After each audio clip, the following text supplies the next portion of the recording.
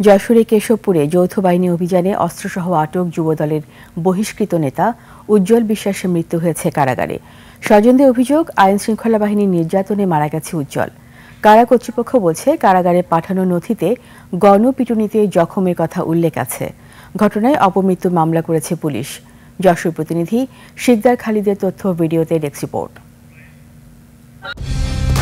Colour expert, George sap এবং mild on hands technology সমৃদ্ধ Orix crystal wash আপনার laundry expert.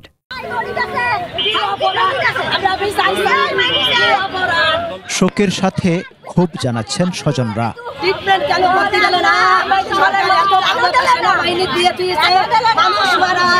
অভিযোগ করেন, আইনশৃঙ্খলা রক্ষাকারী বাহিনীর নির্যাতনের কারণে অসুস্থ হয়ে পড়েন উজ্জ্বল। কেশবপুর থানাকে একাধিকবার চিকিৎসার কথা জানানো হলেও ব্যবস্থা নেওয়া হয়নি।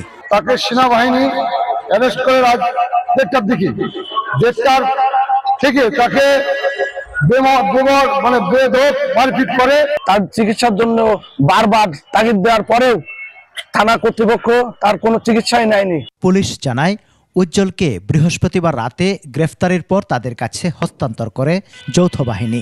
চিকিৎসা শেষে তাকে গ্রেফতার দেখিয়ে আদালতে পাঠানো হয়। যে রোগী আমরা নিজেরাই তো রিসিভ করিনি, আমরা আগে ওই ক্যাম্প থেকে নিয়ে সরাসরি থানায় না ঢুকাইয়া আগে নিয়ে গেছি হাসপাতালে।